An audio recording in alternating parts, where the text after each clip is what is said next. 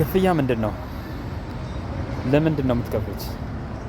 ለአንድ ሰው ክፍያ ስትከፍሉ መሰረት የምታደርጉት ወይም ደግሞ አላማ የምታደርጉት ምን ስላደረገላችሁ ምን ስለሰራላችሁ ነው ክፍያ የምትከፍሉት? መነሻ ስላለኝ ነው ይሄንን የምላችሁና አንዳንዴ በሆነ አጋጣሚ ከሰዎች ጋር ስትገናኝ ሰዎች ስራ ሰርተው የጉልበት ስራ ሰርተው ምናልባት አርማታም አውቅተው ሊሆን ይችላል፣ አርማታ ተሸክመው ሊሆን ይችላል፣ ቆፍረው ሊሆን ይችላል፣ ህንፃ ግንባታ ሰርተው ሊሆን ይችላል።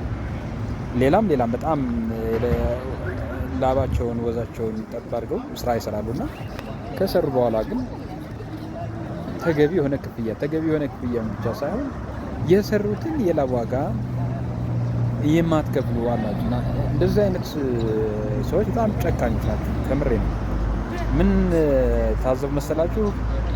አንድ የትራንስፖርት አገልግሎት እየተጠቀምኩ ጓደኛሞች ሲያወሩ የታዘብኩትን ሼር ባረጋችሁ ባካፍላችሁ፣ የከሌ ጋር ስራ ሰርቼ ነበር፣ የከሌ ይሄን ያክል አስቀረብኝ፣ የገሌ ደግሞ ይሄን ያክል አስቀረብኝ፣ የገሌ 10,000 አስቀረብኝ፣ የገሌ 15,000 አስቀረብኝ።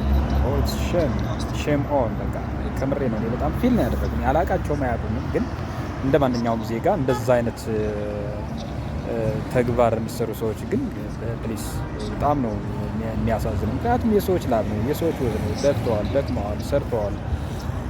አትሊስት ከእነሱ እናንተ በጣም ትሻላላችሁ፣ በእጥፍ ትሻላላችሁ።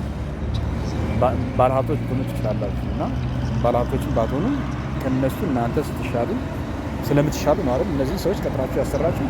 ስለዚህ የሰውን ላብ የምታስቀሩ፣ የሰውን እንባ የምታስቀሩና እንባቸው እንዲፈስ እነሱ ደግሞ ከልብ እንዲያዝኑ የምታደርጉ ሰዎች እጅግ በጣም ነው የሚያሳዝነው። ስለዚህ ክፍያ ለምንድን ነው የምትከፍሉት? ወይም ደግሞ ምን ሳይሆን ሲቀር ነው ስራ ሰርታችሁ አላማችሁ እናንተ አድርጋችሁ በሚፈልገው ደረጃ ክፍያ የማትከፍሉት ምን ስለሆነ ነው የሚለውን እንዲሁ እንደ ጥያቄ ነው። ብዙዎቻችሁ የዚህ ተጠቂ ልትሆኑ ትችላላችሁ። በጣም ብዙ ሰራተኞች እና ይህንም ደግሞ የምታደርጉ ሰዎች ደግሞ እምቢተኞች ወይም ደግሞ ክፍያ የማትፈጽሙ ደግሞ ልትኖሩ ስለሚችሉ ከድርጊታችሁ ብትቆጠቡ፣ ለህሊናችሁ ብትገዙ በጣም ጥሩ ነው። ምንድነው ህሊና ትልቁ ዳኛ ነው። ይሄ ሰራተኛ የቀን ሰራተኛ የአርማታ ሲሸከም የዋለ ባሊና ሲሸከም የዋለ ብሎኬት ሲደረድር የዋለ ድንጋይ ሲፈልጥ የዋለ ቀለም ሲቀባ የዋለ የቀን ሰራተኛ ሊሆን ይችላል፣ ባለሙያም ጭምር ሊሆን ይችላል። ከእናንተ ጋር ምናልባት የጽሁፍ አግሪመንት ኮንትራት ላይወስድ ይችላል። ግን ህሊና ዳኛ ነው። ለህሊናችሁ ብላችሁ ዜጎችን ባታስከፉ፣ ዜጎችን ባታስለቅሱ፣ የዜጎችን ላብ፣ የዜጎችን ወዝ፣ የዜጎችን ደም፣ የዜጎችን እንባ ባትቀሙ ባትበሉ የተሻለ ነገር ይሆናል የሚለውን ትዝብቴን ለማካፈል ነው። አመሰግናለሁ።